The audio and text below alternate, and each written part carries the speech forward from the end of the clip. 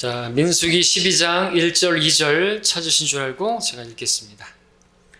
미리암과 아론이 모세가 혼인한 에디오피아 여인으로 인하여 모세를 비방하였으니 이는 그가 에디오피아 여인과 혼인하였음이더라. 그들이 말하기를 주께서 참으로 모세를 통해서만 말씀하시느냐 우리를 통하여서도 말씀하지 아니하시느냐 하니 주께서 그것을 들으셨더라. 오늘 말씀의 제목은 성경대로 믿는 사람이 걸어가야 할 길 되겠습니다. 우리 지난주 수요일에는 성경대로 믿는 사람입니까? 라는 제목으로 성경대로 믿는 사람은 요셉처럼 그죠? 억울한 일, 말도 안 되는 일을 당할지라도 그 가운데 하나님께서 다 보고 계신다는 사실을 믿는 믿음 가운데 하나님과 동행해야 한다라고 그렇게 말씀을 드렸죠. 그리고 억울한 일을 당한다 할지라도 똑같이 갚으면 안 된다고 하는 것을 들었습니다. 오늘은 우리가 그것을 모세를 통해서도 또 보게 되고 우리가 걸어가야 할 길을 다시 한번 알게 되기를 원합니다. 자, 본문에 나오는 모세, 하나님의 일꾼으로 지목되어서 이스라엘 백성들을 우리가 잘 아는 것처럼 이집트에서 그 철 영광로에서 구출하는 데 쓰임받은 인물입니다. 그렇게 구원됨을 받은 이스라엘 백성들과 함께 광야에 지금 있는 중이죠. 자, 그런데 미리암과 아론이 모세를 비방하고 나섰습니다. 비방의 내용은 모세가 에디오피아 여인, 즉 이방 여인과 혼인했다라는 것입니다. 그런데 여기서 우리가 중요하게 볼 것은 모세가 에디오피아 여인과 혼인한 그 문제를 주님께서는 전혀 문제 삼지 않으셨다는 것이죠. 전혀 언급이 없으셨습니다.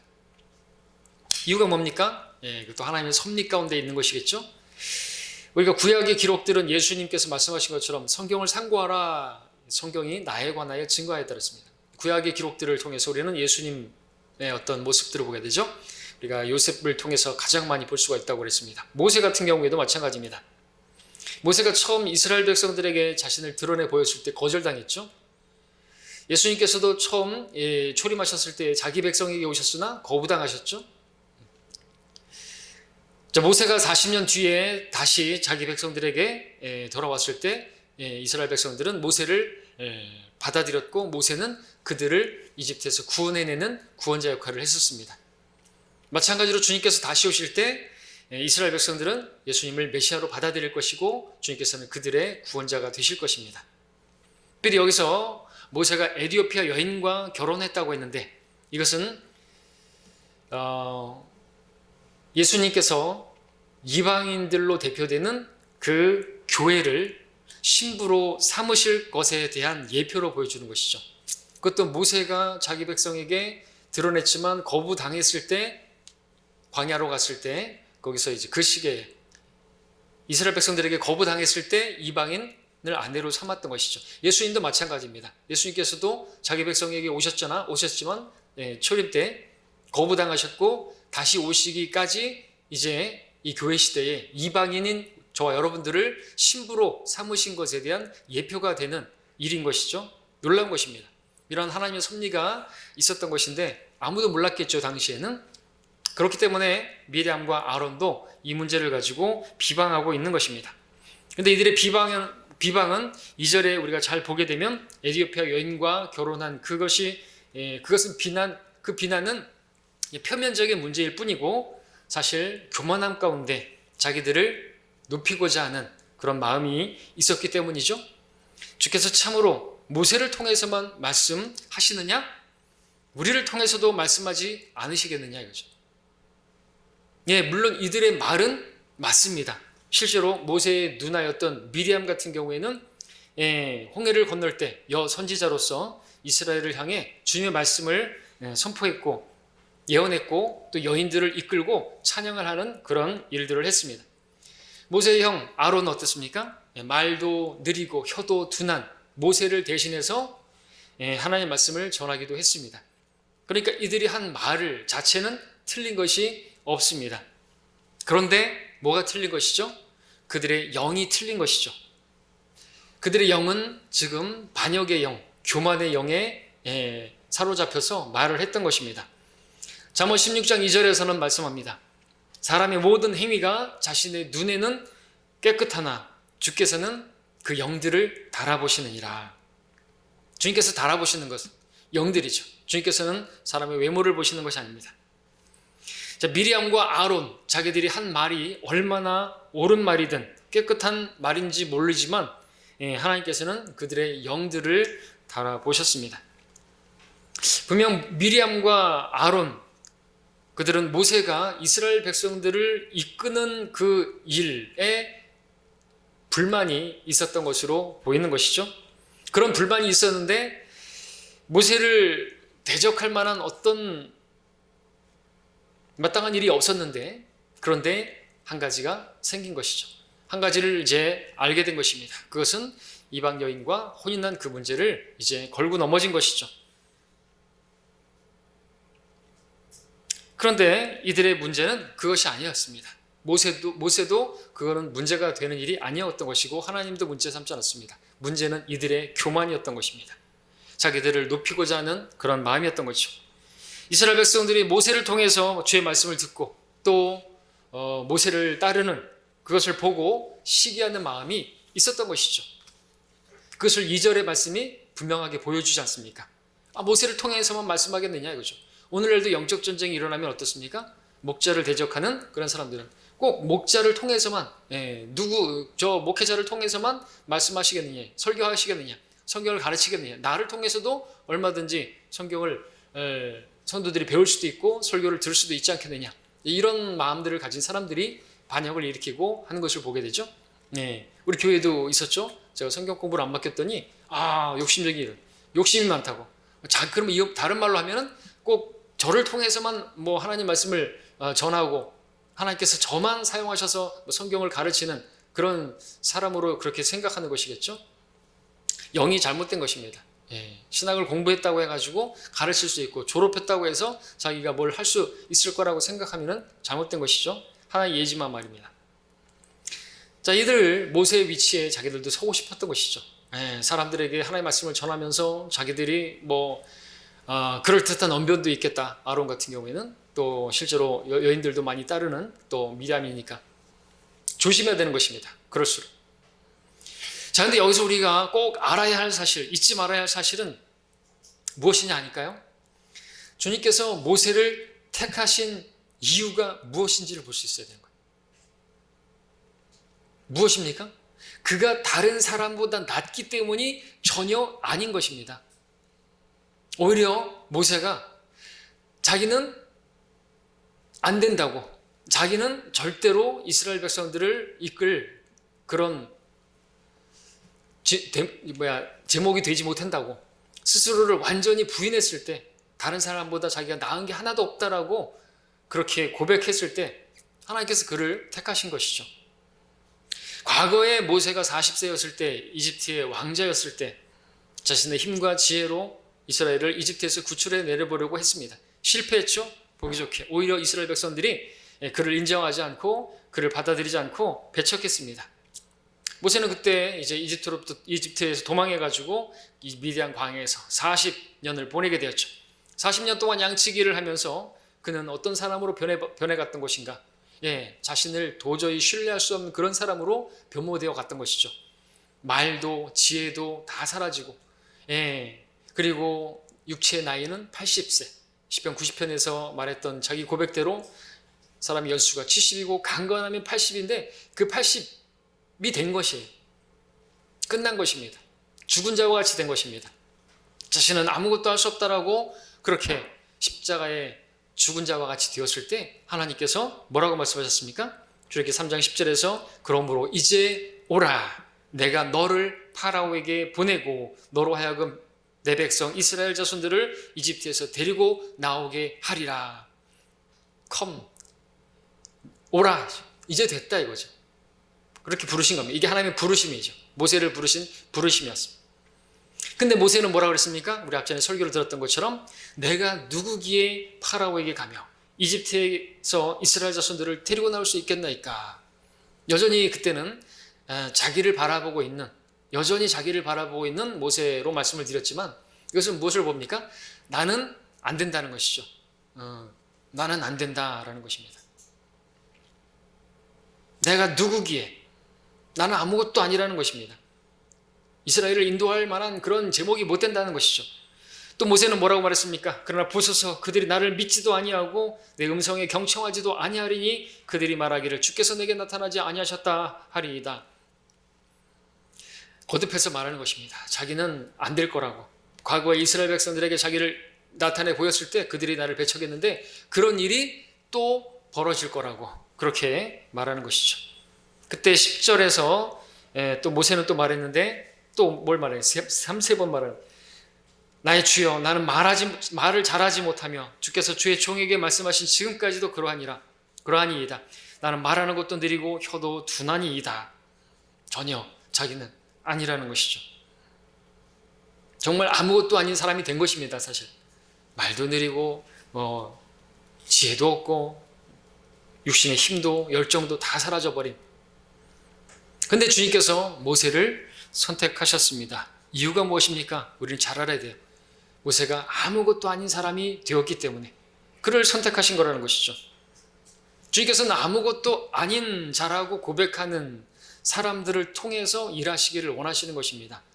왜냐하면 그래야만 주님께서 모든 것이 되시기 때문에 그렇죠. 나는 아무것도 아니요. 내가 아니요. 내가 사는 것이 아니요. 그리스도께서 주님께서 하나님의 은혜로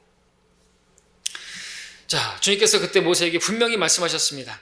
내가 반드시 너와 함께 하겠다고. 모세는 주님께 내가 누구기에 하니까 주님께서는 모세에게 내가 너와 함께 하겠다고 말씀하신 것이죠. 주님께서 모세를 택하신 이유는 그가 아무것도 아닌 사람이 비로소 되었기 때문에 자기 자신을 조금도 신뢰할 수 없는 그런 사람이 되었기 때문에 택함을 받은 것입니다. 그래서 주님께서 그를 통해서 주님 자신을 온전히 드러낼 수 있기 때문에 그를 선택하신 것이죠. 모세 자신도 자기를 조금도 신뢰할 수 없게 되었기 때문에 오직 주님만을 신뢰할 수밖에 없게 되었기 때문에 주님께서 그를 부르신 거라는 것이죠. 주님께서 그런 모세를 통해서 이스라엘 백성들을 이집트에서 구해내는데 쓰셨던 것입니다. 그런데 오늘 민수기 12장에서 미리암과 아론은 뭐하고 있는 것입니까? 지금 누구를 비방하는 것이에요? 아무것도 아닌 사람을 비방하는 것이죠. 우리 고린도전서 1장에서도 봤죠? 3장에서 봤죠? 또 뭡니까? 아폴로도 아무것도 아니고 바울도 아무것도 아닌 거죠. 심는 자나 물 주는 자도 아무것도 아닌데 왜 그들을 따라가는 것입니까? 왜 그들을 또 비방하는 것이에요? 모세를 비방하는 것처럼 고린도 성도들은 왜 바울을 또 비방하는 것이에요? 언변이 하찮네 그러면서.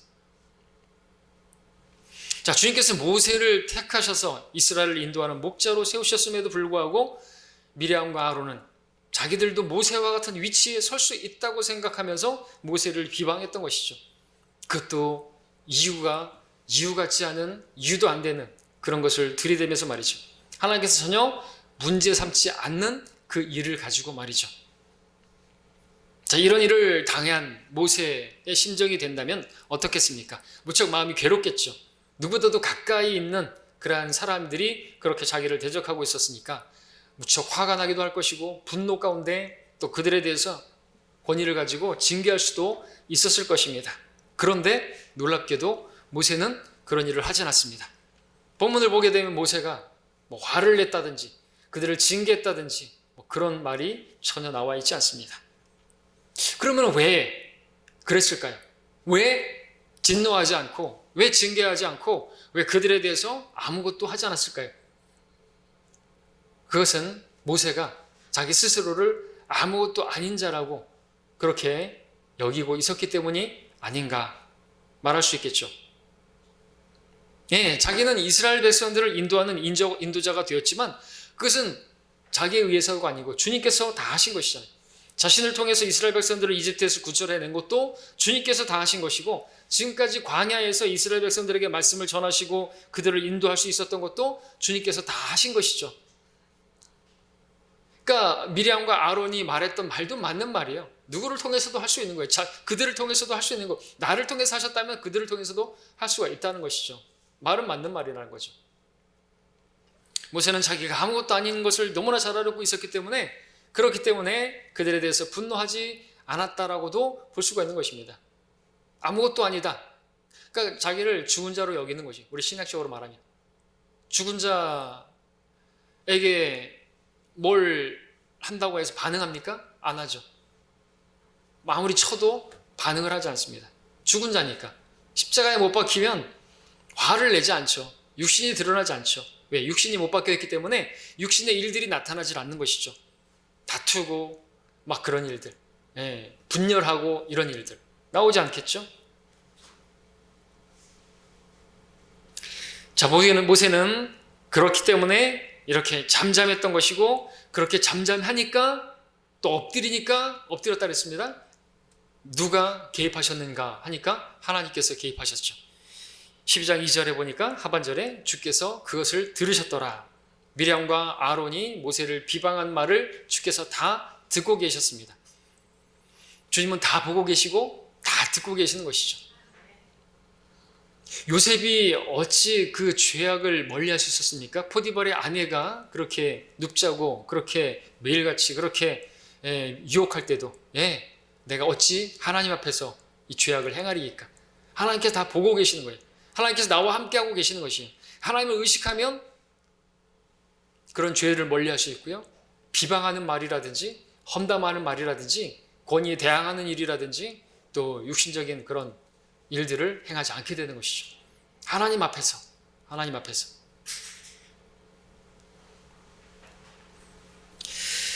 자, 그리고 주님께서 4절에서 이제 그들에게 말씀하셨습니다. 아론과 미리암에게, 그리고 모세에게도 말씀하셨겠죠. 주께서 갑자기 모세와 아론과 미리암에게 말씀하시기를 너희 세 사람은 회중의 성막으로 나오라 하시니 그들 셋이 나아갔더라. 그리고 6절에서 8절까지로 말씀하셨습니다. 주께서 말씀하시기를 이제 내 말을 들으라. 만일 너희 가운데 선지자가 있으면 나 주가 환상 가운데서 그에게 나를 알게 할 것이요 꿈 가운데서 그에게 말할 것이라. 나의 종 모세는 그와 같이 아니하니 그는 나의 온 집의 신실하니라. 그와는 내가 대면하여 분명히 말하고 난해한 말들로 아니하며 또 그가 주의 모습을 볼 것인데 어찌하여 너희가 내 종 모세를 비방하기를 두려워하지 않느냐. 요셉을 통해서 꿈을 통해서 또 이렇게 다른 환상을 통해서 하셨는데 그렇게 하지 않으시고 직접 대면해서 말할 정도 그런 모세였는데 그런 모세를 비방하고 두려워하지 않는 책망하셨습니다. 미리암과 아론에게. 주님께서 하신 게 뭐죠? 셋을 불러놓고 미리암과 아론에게 말하면서 주님께서 모세를 지금 세워주신 것이죠. 그렇죠? 그 권위를 세워주신 것이고 그의 얼굴을 세워준 것 아닙니까? 어떻게 했을 때요? 모세가 사람들로부터 비방을 받을 때 자기는 아무것도 하지 않고 엎드렸을 때 하나님께서 잠잠하니까 하나님께서 개입해 주신 거죠. 엎드린 것은 기도한 것으로 또 말할 수 있겠죠. 엎드리는 것이 우리가 적용할 수 그렇게 엎드리면 육신으로 반응하지 않고 기도하면 하나님께서 개입해 주시고 다 보고 계시니까 세워주시고 역사해 주시는 것을 본다는 것이죠. 사실 이 내용 우리 모르지 않습니다. 성경대로 믿는 사람들 모르지 않습니다. 몇 번 아마 설교를 통해서 들었을 것입니다. 근데 들었지만 실행에 있어서는 약한 모습을 보이고 전혀 모르는 사람처럼 그렇게 행동할 때가 많은 것이 사실이죠. 자, 주님께서 모세를 택하셨고 주님께서 모세를 통해서 일하셨고 주님께서 모세를 통해서 지금까지 이스라엘을 인도하셨습니다. 그렇기 때문에 주님께서 모세가 비방을 당하고 있을 때 모세 편에서 모세를 위해서 싸워주시고 모세를 위해 변호해 주시고 모세를 위해서 또 다 해주시는 것을 보게 되는 것이죠. 자, 이 같은 하나님의 일하심을 우리는 잊지 말아야 되는 것이죠. 어떻게 할 때 주님께서 개입하시고 일하시는가 말이죠. 내가 나서면 안 되는 거죠. 내 육신으로 어떤 반응을 일으키면 그거는 마귀만 좋아하는 것이죠. 그렇죠? 서로 물어뜯고 삼키면. 자, 모세가 아무것도 아닌 사람이 되었을 때 주님께서 개입하셔서 역사하시고 그에게 모든 것이 되셔서 모든 일을 하신 것처럼 주님께서도 우리의 모든 것들이 되셔서 우리를 위해서 모든 것을 주실 텐데 그러기 위해서 우리에게 필요한 건 우리가 아무것도 아닌 자라고 고백할 때 달리 말해서 우리가 십자가에 못 박혀 있는 것으로 여길 때 그때 하나님께서 일하시는 것이죠. 내가 십자가에 못 박혀 죽었으면 주님께서 내 안에 사셔서 내가 살아있지만 내가 사는 게 아니고 그리스도께서 내 안에서 사시는데 내가 십자가에 못 박혀 있을 때라는 거죠. 근데 육신으로 그 십자가에서 내려와서 육신이 한번 흔들어 보겠다고 삼손처럼 그렇게 나대면 하나님께서 아무 일도 하실 수가 없는 것입니다. 우리가 아무것도 아닌 사람이 될 때 주님께서는 모든 것이 되셔서, 그러니까 우리가 주님께서 역사하시려면, 주님께서 전능하신 분이 되려면 우리는 완전 무능한 자가 되어야 되는 것입니다. 그래서 고린도전서 1장에서 말씀하는 것처럼 하나님께서 세상에 어리석은 자들, 지혜가 없는 자들, 멸시받고 천대받고 아무것도 없는 자들을 하나님께서 부르시는 이유가 무엇이라고요? 주님께서 우리에게 모든 것이 되셔서 의와 거룩함과 지혜와, 그죠? 구속이 되셨다고 말하고 있지 않습니까? 그래서 우리가 그 모든 걸 하신, 우리에게 의가 되어 주셨고, 우리를 구속하시고, 우리를 거룩하게 하시고, 우리에게 또 지혜를 주시는 그분만을 자랑하고 그분만을 드러내게 하시려고 그런 우리를 부르셨다고 말씀하고 있는 것입니다. 자, 여전히 우리는 그런 자세로 있어야 되는 것입니다. 난 아무것도 아닙니다. 난 어리석은 자입니다. 그래서 주님께서 저를 불러주셨습니다. 저는 지혜도 없습니다. 그래서 십자가의 지혜로, 하나님의 지혜로 우리가 구원받은 거잖아요. 십자가 앞에서 우리는 아무것도 아닌 거예요. 넌 죄인이다. 넌 죽어 지옥 갈 수밖에 없는 것이다. 그렇게 십자가로 구원하는 것이 하나님의 지혜라는 것이죠. 그 앞에서 자기의 지혜를 논한다든지 그 방법이 마음에 안 든다든지 그런 사람들은 하나님께서 내쫓으시는 것이죠. 학자가 어디 있고 변론자가 어디 있고, 그죠? 그런 사람들, 하나님께서 젖가슴에서 물러난 자들을 하나님께서 그들에게 계시해 주시는 것을 기뻐하셨습니다. 자, 그렇게 해서 주님만 자랑하기를 원하시는 것이죠. 또한 주님께서는 우리가 모세처럼 사람들로부터 비방을 당할 수가 있습니다. 욕을 먹을 수가 있습니다. 그런 일을 당하게 되면 우리에게서 육신의 일들이 나타날 수가 있습니다. 우리 육신적으로 반응하기가 쉽습니다. 분노하게 되고 똑같이 맞대어 욕하게 되고 대항하게 되고 다투게 되고 분열하게 되는 것이죠. 그러나 그럴 때 우리는 모세처럼 해야 하는 것이죠. 모세처럼 한다는 게 뭐죠? 온유해야 한다는 것입니다. 온유해야 된다. 12장 3절 보십시오. 그런데 그 사람 모세는 매우 온유하여 지면 위에 모든 사람보다 더 온유하더라. 자, 온유의 열매, 우리 성령의 열매 볼 때 봤죠? 어떤 의미가 있다 했습니까? 모든 것을 흘려보내는 강물과 같이, 그 강물에 무엇을 던지면 강물은 다 받아들이고 없었던 거, 아무 일도 없었던 것처럼 그냥 흘려보낸다 그랬죠. 그게 온유죠. 또 넓은 호수에 물을 던지면 파장이 조금 일겠지만 금세 어디에다 돌을 던졌는지 흔적조차 없게 사라진다고 말했죠. 이게 온유를 보여주는 거라서.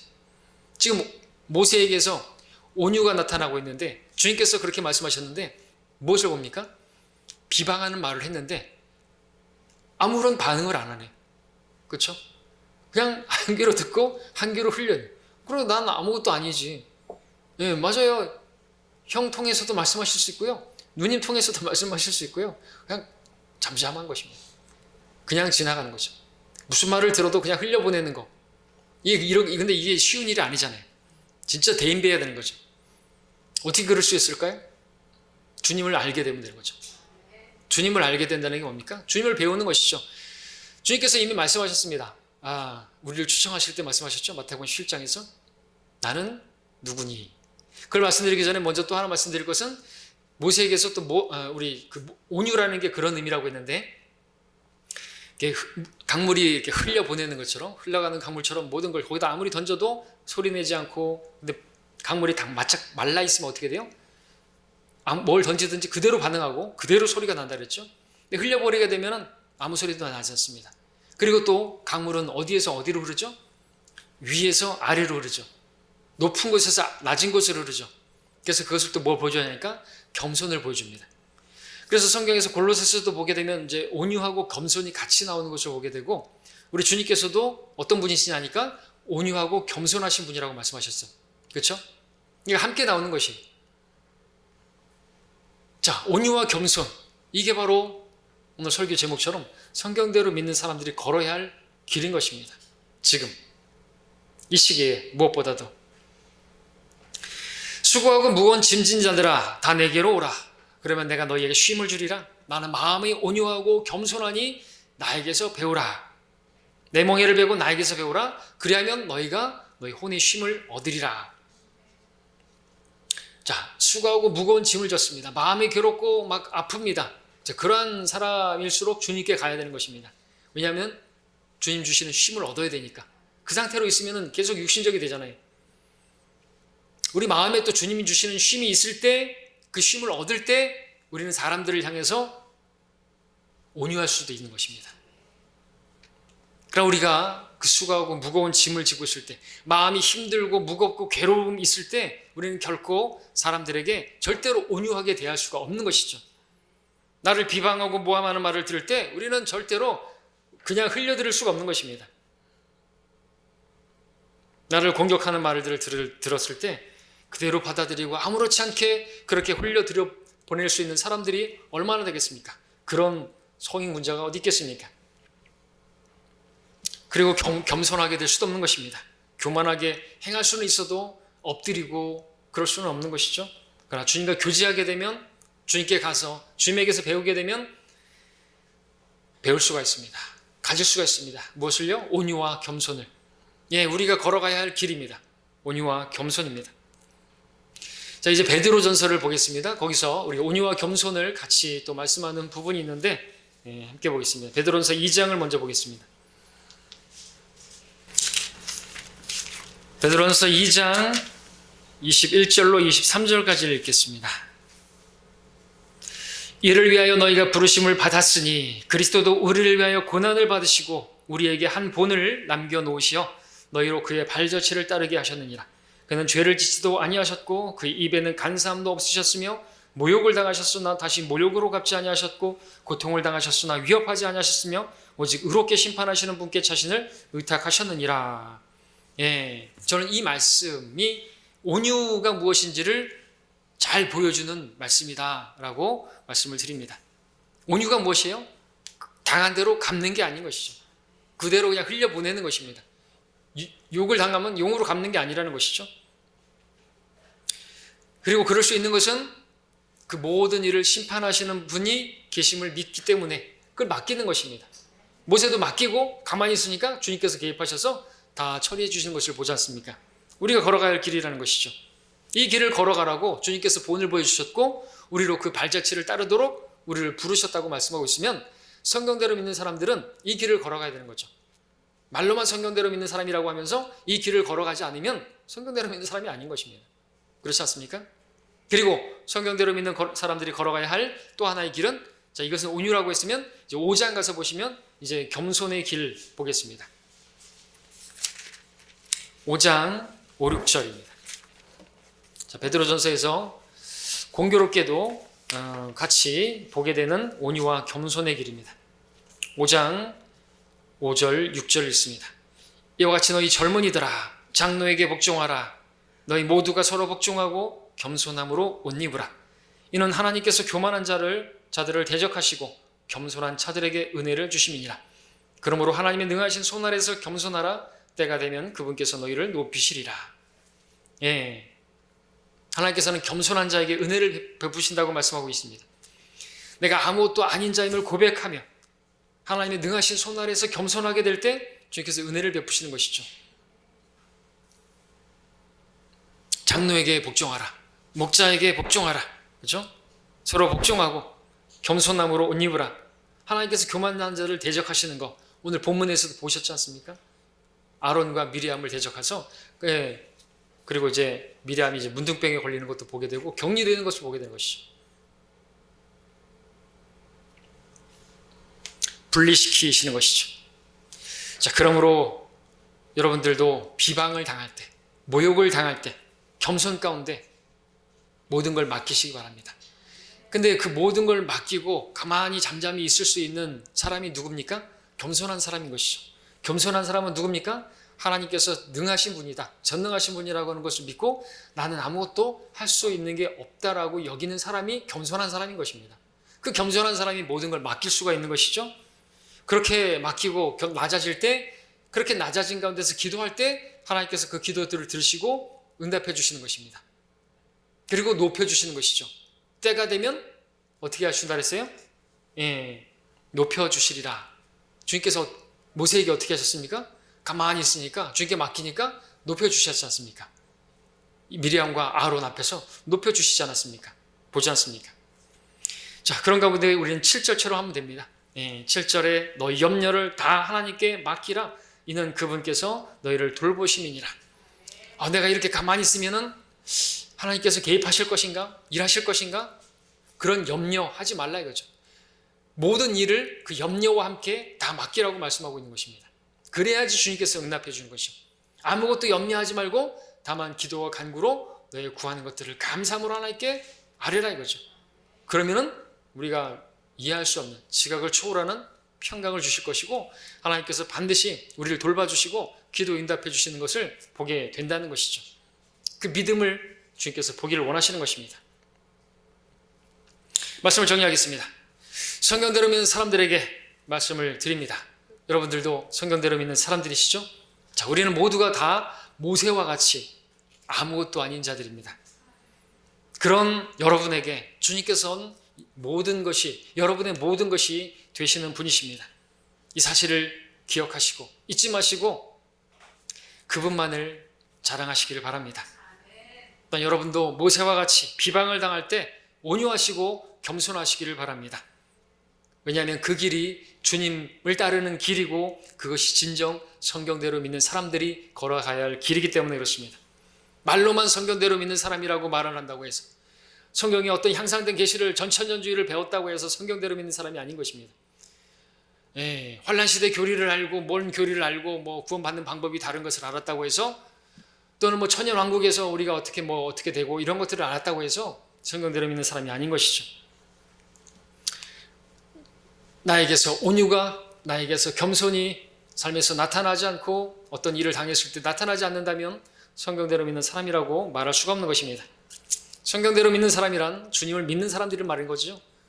주님을 배웠잖아요. 성경을 믿었다면 주님을 배웠을 것이고 그 사람에게서 제일 먼저 나와야 될 것은, 제일 먼저 또 배워야 될 것은 나는 온유하고 겸손하니 나에게서 배우라. 수고하고 무거운 짐들, 우리 주님 앞에 왔을 때 주님께서 먼저 배우라고 하는 것이 그 온유와 겸손인 것입니다. 이게 없이 다른 것이 뭐 지식이 있고 그러면 고린도 교회가 되는 것이에요. 자, 주님을 믿는 사람은 무엇보다 온유하고 겸손하다는 사실을 기억하십시오. 주님을 믿는 사람들은 온유합니다. 자기를 대적하는 사람들의 어떤 말에도 그냥 흘려보냅니다. 요한복음 7장에서 말씀하셨죠. 나를 믿는 자는 성경이 말씀하신 것 같이 그의 배에서 생수의 강들이 흐르리라. 성령으로 충만해가지고 흘려보내니까요. 다 흘려보내는 것이죠. 나를 비난하면 맞습니다. 저 그런 사람 맞습니다. 너 어리석어. 맞아요. 너 너무 형편없어. 맞아요. 너 설교 잘 못해. 맞아요. 저한테 누가 뭐 설교를 못한다고 그래도 저는 다 흘려보낼 수 있어야 되겠죠. 저도. 또 주님을 믿는 사람은 겸손합니다. 그래서 자신의 그 모든 일을 염려와 함께 다 주님께 맡기는 사람이고 어떤 일에도 마음의 평안을 잃지 않는, 요동하지 않는 사람인 것입니다. 여러분 어떻습니까? 여러분 성경대로 믿는 사람입니까?